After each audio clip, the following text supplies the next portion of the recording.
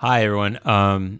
This video is going to be a little bit different than what's been on my channel in the past. It's going to be related to game development, and it's not really going to be a tutorial. It's going to be an overview, and it's going to be about a mental model, and I'm going to kind of poke into a few different techniques as we go along the way, and so it's to give you this kind of broad picture.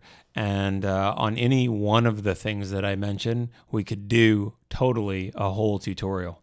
So I will keep mentioning that as we go along.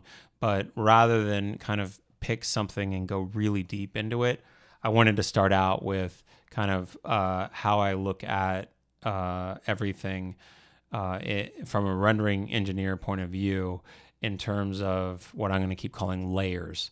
And part of my job as a rendering engineer was to talk to the art department. So I interacted a lot with the art director and the CG supervisor and the technical art director. And it really works well if your language is compatible with their language. So if I'm talking about things that are in the engine in terms of layers, they understand that from the world, the Photoshop and After Effects and different commercial applications. So they really love that way of speaking. In addition to that, from my own point of view, ignoring what they like, my own point of view as an engineer, when you have something that's really, really complex, then a mental model that helps simplify it is just useful. And this model of layers is just fine. That works. When you're dealing with rendering and you want to have a model that takes something really complicated and turns it into this like stack of techniques, and we're going to call those things layers, that works out just fine. So from an engineering point of view, this works out well. And then from a talking to people from the art world, this also works out really well. So that's enough intro on that. I'm gonna, if I had layers that I could show you from a game that I had worked on, I would really love to do that. That's not something that we get to share. So I'm actually gonna use something that I found from Digital Domain, and it's from the visual effects world. And they're working on a movie, Edge of Tomorrow or Day. I don't remember what it's called. It's this disaster movie where the whole city fills with water. What it's called is not important, I promise. So I'm going to switch over to this. And this is the beginning of the visual effects shot. What this is, and if you've done any work in any of the commercial editors, this should look real familiar to you. This is just basic assets with diffuse texture on them, period. No lighting, nothing else. This is just what it looks like when you bring in raw assets into an unlit world. And this is the sad place that all CG things begin. So it doesn't matter that they're doing a VFX shot here and that what I do is AAA entertainment. This is where it all begins. We start at this layer also. So totally fine that we're going to use a movie shot to walk through this stuff. I promise you that everything that I am going to talk about is exactly the same as AAA development. So the very first step is going to involve a few different things happening at once. So let's advance this. Okay, so right off the bat, this looks quite a bit different. There are three different things that I'm going to call out about what's different about this image and the starting image. The first, and this should be really, really obvious, is that they added color grading, and that's giving it this whole blue feeling. Now, that might have been done with the lighting. You might have lit this whole scene in a way that produced this look. But I'm really, really sure that this is a grade that we're looking at. In addition to the grade, there was lighting that was added. So if you look over here at these concrete things, you can see that this part of the concrete that's facing kind of up towards the sky is shaded different than this one that's kind of pointed sideways. Let me go back to the original image. So see, this is unlit for sure. This is unlit. And now we're going to go back forward, and we have this. The thing that I keep skipping over is them masking out all the reflective stuff. And I just don't feel like getting into why that's necessary. So I'm just going to keep skipping that image. That we're back to having the reflections in the windows, and I just don't want to go off into the weeds on why that's important. So this has lighting in it. That's what we're seeing here, and it has a grade going on, and it has something else. And if you look in these arches here, you can see this particular kind of darkening that's happening in the nooks and crannies. And it's also happening in all these pillars here in this building here. And we call this ambient occlusion, or at least that's what I'm going to call it. They might have done like a really fancy shadow bake for this. It might not actually be ambient occlusion, but in the gaming world, the thing that we do that looks a lot like this is called ambient occlusion. So what they did in this isn't particularly important to know. What is important is to understand that the thing that we do that looks like that is called ambient occlusion. Whether or not they actually ran that or not in this VFX shot isn't really important. So what is ambient occlusion? I'm going to do a little bit of a sidebar on that because it's interesting. You might be familiar with this concept of global illumination, and GI involves fundamentally, I'm going to shoot a whole bunch of rays out of my light sources, and I'm going to bounce them all around the scene. And as they go, they're going to kind of pick up color from whatever they hit, and they're going to carry that forward. This is what global illumination is. You shoot rays out of a light source and bounce them all around the room, and you keep bouncing for a long time and picking up color as you go. And these rays are slowly losing energy as they bounce, and you kind of continue this process until you get this whole nice looking render. That is a really hard thing to brute force, even if you're in the offline world, doing a really, really clean, like how many rays do you need to send so that your image doesn't look noisy or speckly? How many? I just want you to get the feel of it. I'm not going to get into the details of GI baking, because what I want to talk about is ambient occlusion. And really, I want you to get this idea of that we're shooting rays from the light source in a GI solution, because ambient occlusion is the backwards way of thinking about this. So first we have global illumination, and that is a technique that's going to involve shooting rays from a light source, and you know, they're carrying energy out into the scene, and then we're going to bounce in the scene and pick up energy as we go. And you know, this energy will be reflected differently depending on the material. There's such a thing as a diffuse reflection, and there's such a thing as a specular reflection. And I'm not going to wander off into material stuff right now, but it bounces around the scene, and you keep picking up color and bouncing for a certain number of times, and how many bounces you're doing is kind of part of the vocabulary of GI. So I'm just giving you a picture of how this works. You go from the light source out into the scene, and then you bounce around. And the question becomes, how many rays do you need to send out to where you get a really clean result like this, where it's not full of noise, and that's something worth considering. How many would you how long would you have to let this sit here and bounce around rays until you had something that was this clean looking? So just think about that for a moment. Ambient occlusion is a different kind of thing, and it is happening in this image. If you ignore the GI bits for a second, imagine what it would be like to be a point underneath this ball here. Whatever's happening underneath this ball, it isn't really what we would normally call a direct light shadow. so a directional shadow. The direct light is hidden by this box here, and so this isn't really like a shadow of the sphere onto the ground. It's something else, and we call this down here the occluded ambient.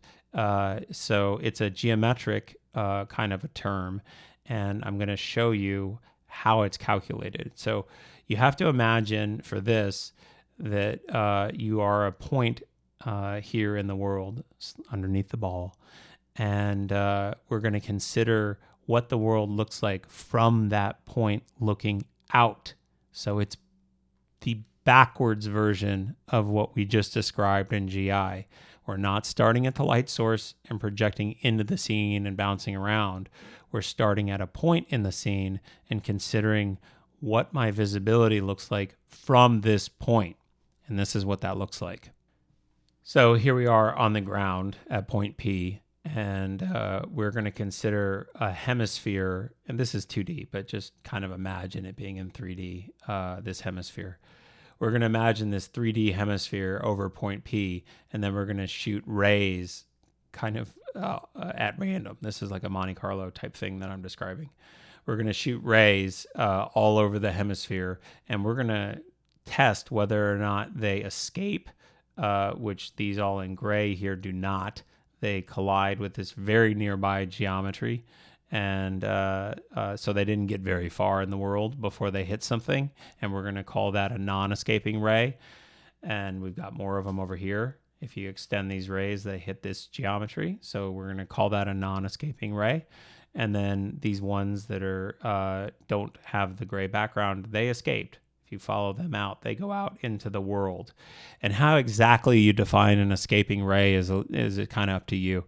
So there's different ways of defining what we mean by a ray that escaped.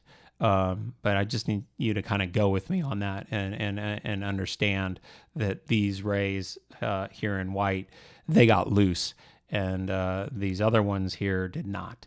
And that's what's important. So if you look at the ratio of ones that did escape over the ratio of ones that did not escape, like literally count these up and make a ratio of escape versus non-escape, that's called a visibility fraction. And you just color point P that color. If you imagine point P tucked over here in the corner, not many rays are going to escape. A few are going to make it out at this particular angle, but not that many. And so you're going to get this natural darkening into the corner. And I'm going to show you in a complex scene what this looks like. This is a big ambient occlusion solve, and this is a closed environment. So again, if you imagine doing this solve from just a position here on the floor, at some point in distance, we're just going to have to say that ray escaped. So I don't know, let's say 3 meters. If it makes it 3 meters, it escaped. So you've got these stuff out here on the floor that's 100%. And then you got these here that started to collide with the stool and get kind of a half, 50%, kind of thing. It got really tight under this stool. It got really tight behind this pipe underneath here. It just naturally kind of does all the right things when you run this solve. And so this is what AO actually looks like. And that's how you solve for it. Whether or not you do this in the way that I described, like a literal hemisphere over a point, like if you're in Mental Ray doing an offline bake. So there's a good number of variants on how to actually do this. So the short version is what I just described, the hemisphere Monte Carlo type solve is this PBAO, pre-baked ambient occlusion. So if we use Mental Ray and you actually did all that hemisphere sampling and stuff and baked that out to a texture. By the way, that's a totally fine way to do this. That's what it would be called, pre-baked ambient occlusion. And I told you it that way because I want you to understand what the term means, like what it means to solve for the occluded ambient, or what it really means when you're talking about ambient occlusion itself, period, full stop, ambient occlusion. When you add on these words like SSAO, screen space ambient occlusion, and I'm positive you've either seen this or seen a checkbox for it, or turned this on and off in a game before. That's just a method of doing AO without doing this Monte Carlo hemisphere whole complicated thing. It's different. I'm not going to go through how it works. Then there's variants on it. There's horizon-based HBAO, and this one even has a plus on it. So my God, can you go off into this whole world? In your life, you might just see a checkbox that says SSAO, and you click it on, and then it has some things you can tweak, and you get something that you like. I just wanted you to understand what you're really solving, or what you're really doing. And this is what a few different, you've probably seen stuff like this. This is SSAO turned on. This is the HBAO plus, and kind of what that looks like. And then this VXAO. And I honestly don't even know what that is. I assume it's one of the first party guys, NVIDIA or AMD version of them doing this for you in hardware. That's probably what that is. Hold on, I'll look it up. Okay, so this turns out to be a little bit interesting. This is about VXGI, which is a voxel accelerated way of doing GI, which is cool. That looks fun to look up. And then VXAO is a voxel accelerated way of doing just the occluded ambient term. And as they say here, the idea is simple. We remove the lighting part, and we're just talking about the occlusion part. So VXAO is a voxel accelerated version of solving for AO that is apparently an NVIDIA thing. So that's neat. This is what it looks like underneath windows and inside pillars and stuff like that. And you might be asking me, and I actually hope you're asking, why don't I see any evidence of ambient occlusion where these buildings are hitting the ground? Isn't that sort of like exactly what ambient occlusion does? Yeah, it is. Except this is a scene about flooding, and that's what they do next. So there was no ground plane in this VFX shot. And similar to this in game development, if it ain't there and if you're never gonna see it, it ain't there. And that's what they're doing here. They don't solve or bake or do all this stuff on the ground plane if you're never gonna see it because of all this water. So it's just all tucked into the buildings and stuff. And then they're gonna populate the scene. So that just means add 3D elements to it. And they're going to add this big sludgy thing of water. And the only thing I'm going to point out on this one, you've got this simulation of water as this big sludgy looking tar thing. So whatever their water sim is, this is what the raw thing looks like. And then they go through and they decorate it with all kinds of particles and stuff to hide all the edges and seams and make it sit in the scene okay, which is just a neat little artistic thing there. And then this. And this really is my favorite one. If you noticed, there's sort of a big difference between this and this. What we call this is participating media, or informally we call it a lot of times lighting up the air. And if you really Google stuff like this, you'll find it called stuff like this, volumetric lighting, and you can see all this media that's here and the really interesting things that are happening with it. And this was done by Sebastian, who I actually work with. So this is such a fun topic. It is Probably out of all the things here, this is my favorite one. I got to do a little bit of work on this a few years ago on Madden, and man, was it fun. This might just be like distance fog. If I click back and click forward, it looks very kind of fog-like. I suspect there's a little bit more going on than just distance fog. But what I want you to see, like what I want you to actually observe, is how much this term, like whatever happened in this layer here, how much it sat everything together. We call it flattening. It put everything into the same world or universe.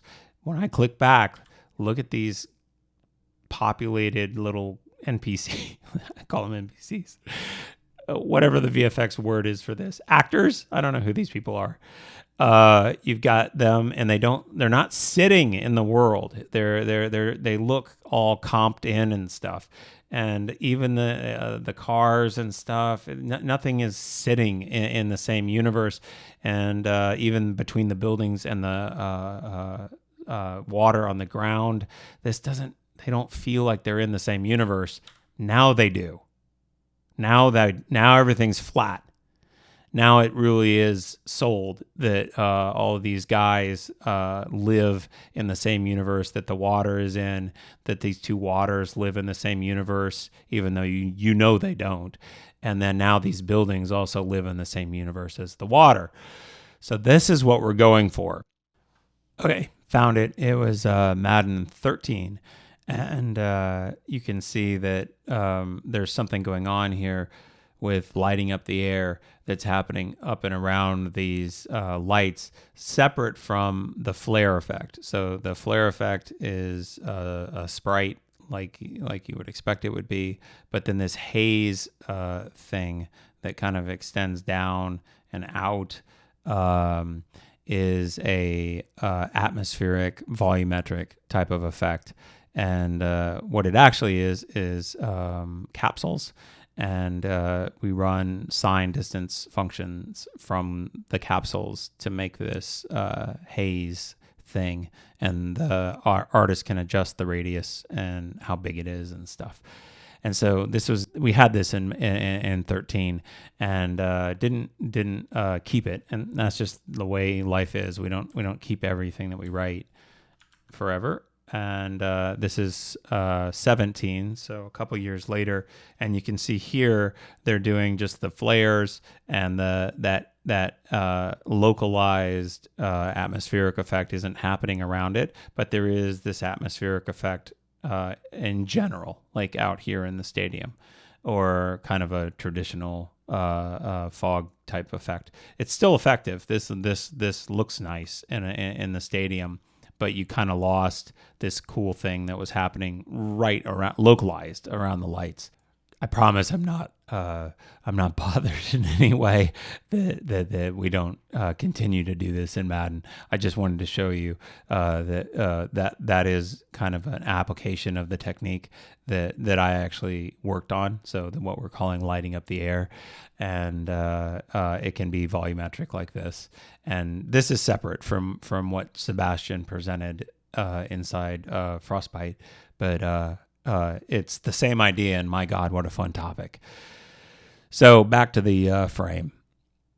We've got everybody sitting in the same world, and the very last thing that they do, and this only matters because it's a movie, is they added a real, practically shot composite on top of the whole thing.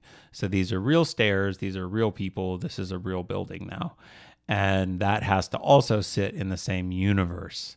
And that's a neat, interesting problem that we don't deal with as much in gaming because we're not a lot shooting live action stuff and compositing it in with our CG elements. It's usually 100% CG, right? So visual effects has this interesting problem of needing to match these two. And obviously they got the same color grade, and that's part of what's making this work. And they're also getting the same, what I call lighting up the air, atmospheric effects. They're getting the same atmospheric effects, so they're being nice and flattened into the image, and everything feels integrated. But they also have the same lighting as everything else. And you might wonder, how does one do that? How does one get the lighting on these live action people to match what is in the CG world? And the answer is they whenever they shot these buildings is also when they shot these actors, and they shot light probes at the same time. So if you can imagine the color grading being gone, if you imagine this blue kind of everything being turned off, there is this lighting that's happening underneath that they sampled probably out when they gathered the buildings, and it looks like this. So this is the way that it would be shot actually on location. So wherever they shot those actors and all the buildings and everything, they would also shoot this. And this is gathering an HDR light probe over here on the left side, and on this diffuse sphere here on the right side.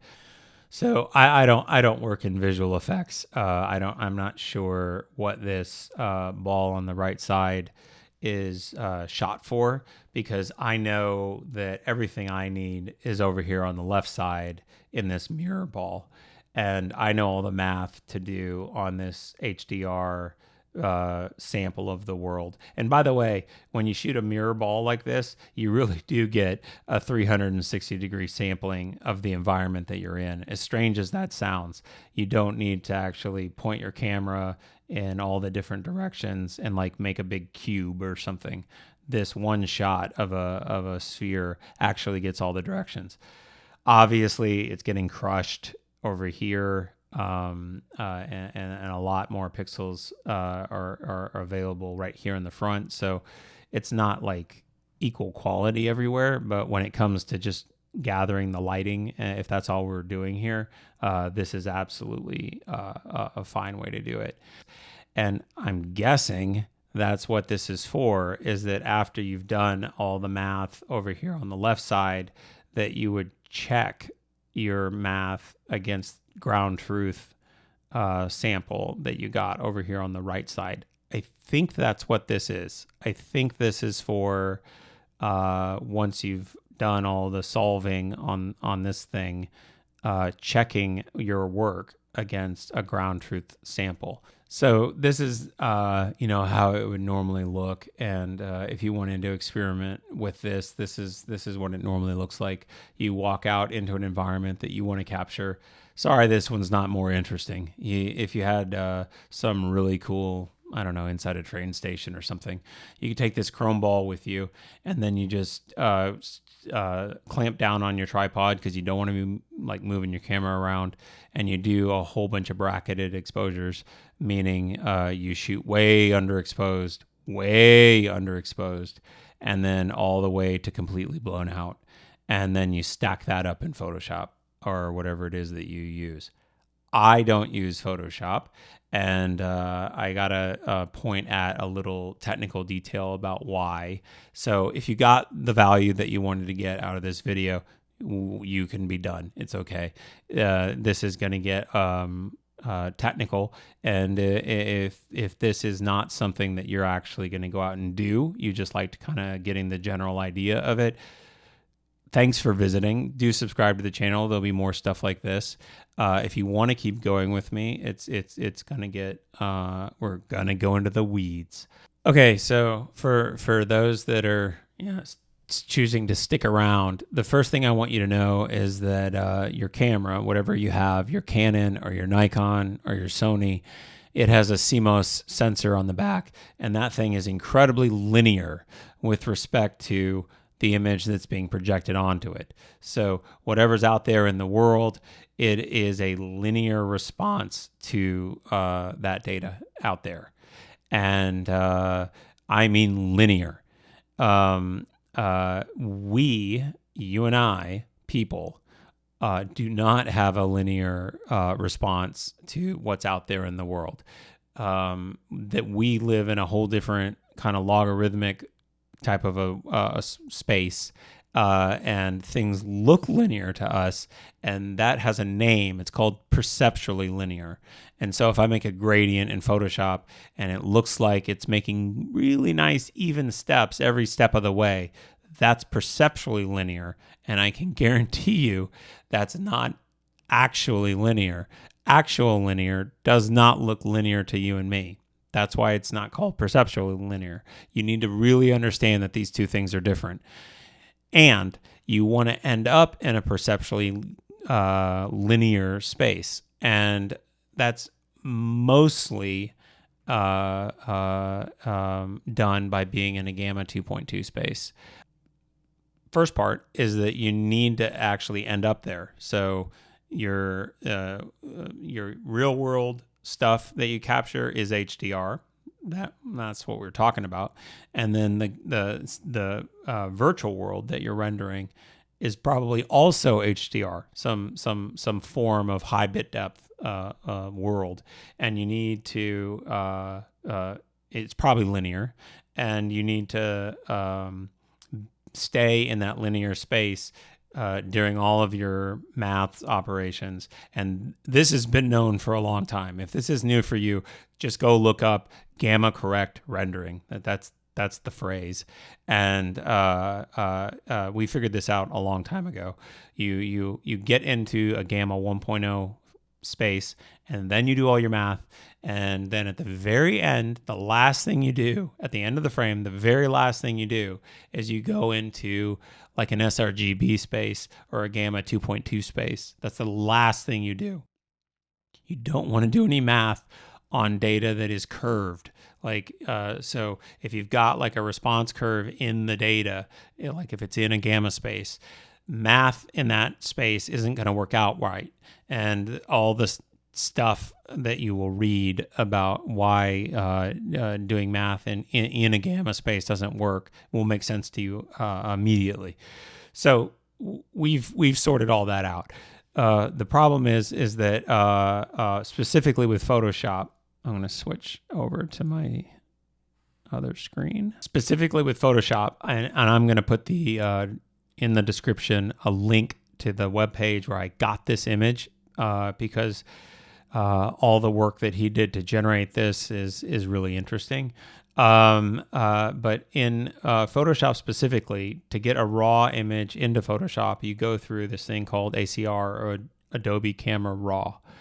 And the sneaky, horrible thing is that even with all the sliders neutralized and from your point of view, you're not doing anything to the image that you're importing. It looks very innocent from the ACR dialog, I guess, point of view. This is what's happening to your data.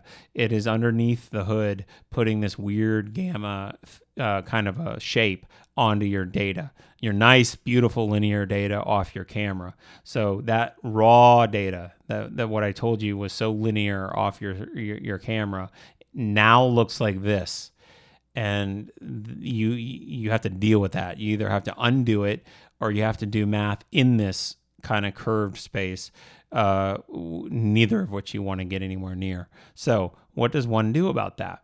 Well, there's this program called DCRAW, and this is just the same image that was imported via Adobe Camera Raw, plotted versus now in DCRAW. And this is nice and linear the way it should be. You're getting some clipping here and you're getting some clipping up here. That's fine. What you're looking at here is this incredibly nice straight line, exactly how it should be for linear data. And so DCRAW isn't doing anything weird like ACR is. So I use this. And if this is your world and you really do this stuff, you got to be careful about Adobe Camera Raw.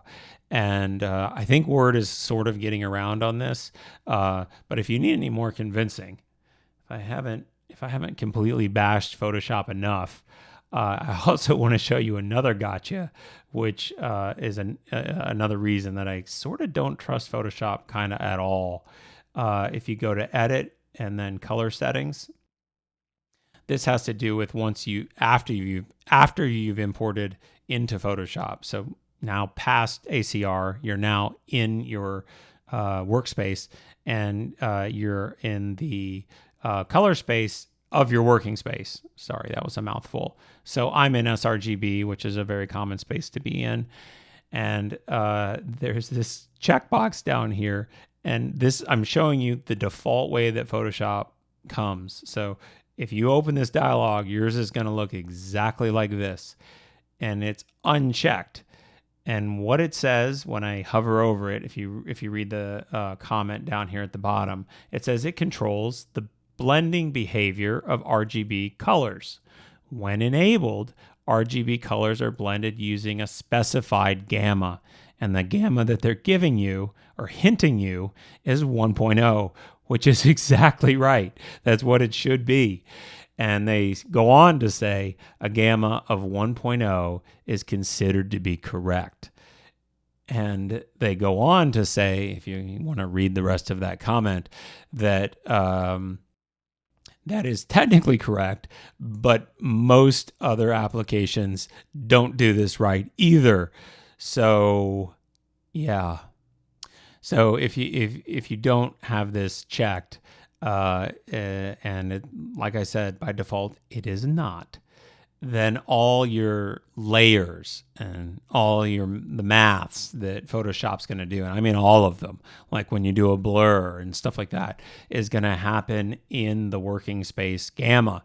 And in my case right here, that's sRGB gamma, so 2.2, or really close to 2.2.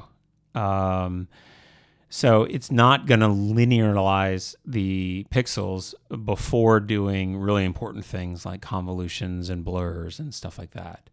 And man, does that turn out to be important.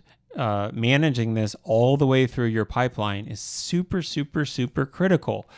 And if I haven't hit this hard enough, I'm going to show you a blog from a friend. I don't want to just yell out people's names on YouTube, but it starts out with spherical harmonics, and that's a way of taking your HDR images and expressing them in just a little tiny block of coefficients so that you can use them in your runtime engine.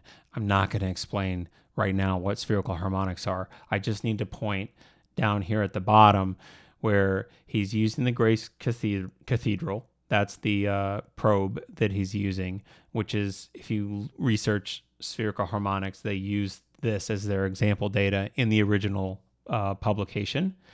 And then he compares his result, which looks fantastic, by the way, right here.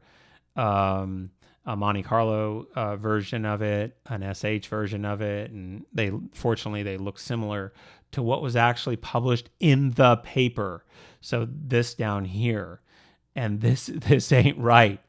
What he did here up top is right, and then what was it published in the paper is not right. And he has the guess correct. It says it right here. My guess is they either applied gamma of 2.2 for some reason, or they didn't correctly account for sRGB when performing the conversions. And then he says maybe he did it wrong, which is a very common thing for very talented engineers to say. But you didn't do it wrong. You got it right. The paper got it wrong. That's how easy it is to get all jacked up in this world. You really got to manage what you're doing very, very carefully all the way along. And I'll probably do a real tutorial on this, where we start at the beginning with a mirror ball and we do all the way through to maybe this, maybe SH, maybe we'll just do image-based IBL. I don't know. I haven't thought that through yet. My point here really isn't to give you a tutorial. It's to warn you that when you follow the tutorials that are kind of already out there everywhere, be very, very, very careful of Photoshop. And watch this at every single step of the way. And I don't know what method you want to use to check against ground truth. Maybe you do this.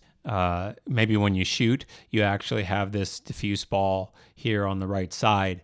So when you get to this point here and you have your result, and this one's really colorful because it's a cathedral. But when you get to your version of the diffuse ball, you can compare it against what you actually shot and make sure that they're damn well on. So you use this ground truth at the very end to make sure you didn't screw up gamma somewhere along the way. I cannot express to you how easy that is to do. The reason I know this, the reason I am pointing at that website and those weird curves of Adobe Camera Raw is because I've gotten burned by that. So telling you as a tip, you might say back to me that you use ACR and you love your HDR images that you're getting or whatever. I'm not here to tell you what tools to use. That's fine. I don't have anything. I'm not like fighting against Adobe or anything.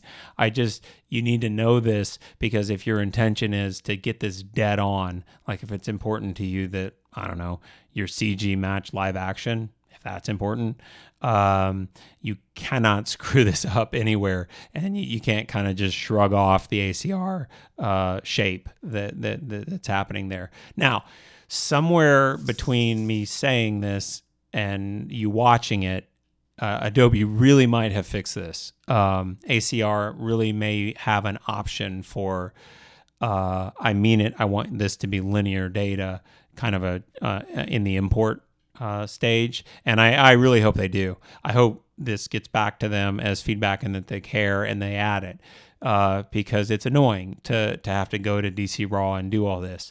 As far as I know, DCRAW is like a GitHub thing. You have to compile it from source, and it's a command line tool. I mean, it just couldn't be more unapproachable.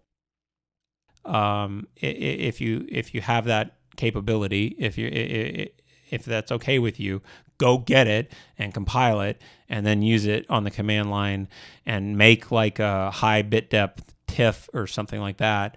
And from there, if you trust Photoshop, you can go in that way and avoid ACR and get your linear data into Photoshop. But don't even do it there. If you've gone this far and you're now avoiding ACR using DCRAW, just stay outside Photoshop.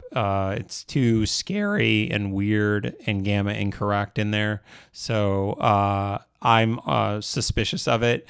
And I do all my HDR stacking and stuff outside Photoshop, as I suspect most pipelines probably do. I doubt many VFX houses are actually using Photoshop to stack up their HDRs. But if they are, totally pay attention to this and make sure that the data that you think you're actually getting. So for those of you who stuck around, that this really is it. I think I'll do an HDR tutorial. Like, we'll go out and actually shoot a ball and then do all the steps, and maybe we'll take it all the way to spherical harmonics, like that blog did. I'm not sure. Maybe we'd cut it and just do image-based, like IBL at the end. I haven't thought through how to do a tutorial on this, but I might do that. I think there's kind of a lot available out there.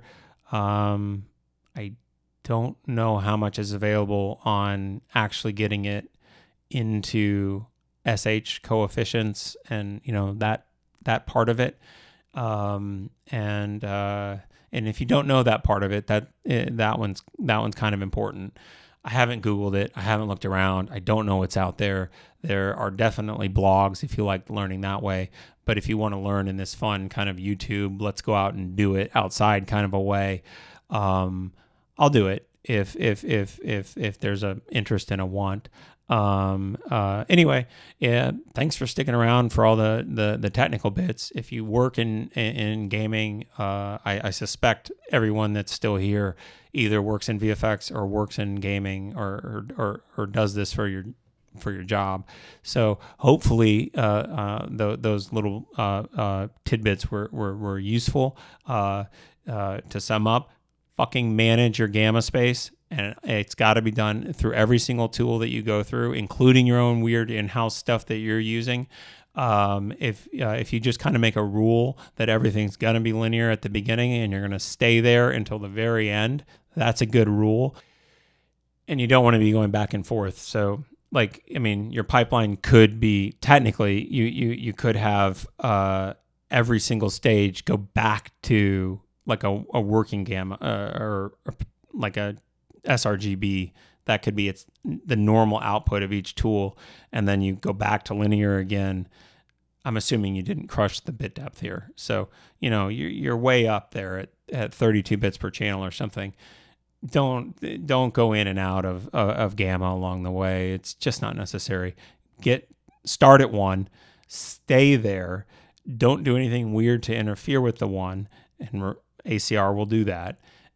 And then anything that you do in Photoshop, including the filters and the blurs and all the layer stuff and soft light and all those things, they won't be 1.0 unless you go find that checkbox and you actually check it. So, that also. And then whatever your internal tools are doing themselves, they should, I hope, make the assumption that what's coming in is gamma 1 and what's leaving is gamma 1, unless they're told otherwise, right? And then you're dealing with just how your game actually ingests that data. And if it's a diffuse texture type thing and it's destined to be stored as our sRGB, well, then you do that right before your final asset. The last thing you do is sRGB that thing for use in the actual engine. Other data like this, HDR stuff, you would never leave linear, and all other kinds of data that might be in a texture that isn't color texture, that isn't diffuse, that isn't a color map, that isn't a picture. Any data that you might be packing in there, be really careful that you don't accidentally apply gamma to that. You don't, if you're like storing some kind of cool lookup and that's what's in the texture is all kinds of like raw buffer data stuff. Careful, because it's a texture and a lot of tools are going to want to like sRGB that stuff, and you don't want gamma applied to whatever your data is in there. So don't do it accidentally is where that kind of thread is going. And do look up why all the math is done in linear space if you don't know that. If you don't know why doing math in a 2.2 space is going to screw with your results horribly, go look at what's out there. John Hable did a really good presentation about this at SIGGRAPH. I'll put that in the description also. You can watch his presentation, I think, with audio. I would do that if I were you. It's really good. And he does walk through visually what happens if you do this wrong. And I highly recommend it. So there's plenty of material out there. Research it. If you don't know about these things, do look them up. It's really, really critical that you know if this is your profession. Or even if you're just doing something as a hobby and kind of want to do it the pro way, do all these things also. So whichever crowd you're in, these are all really important things to know. So I kind of expect that I lost everyone except the people that work in my industry or VFX.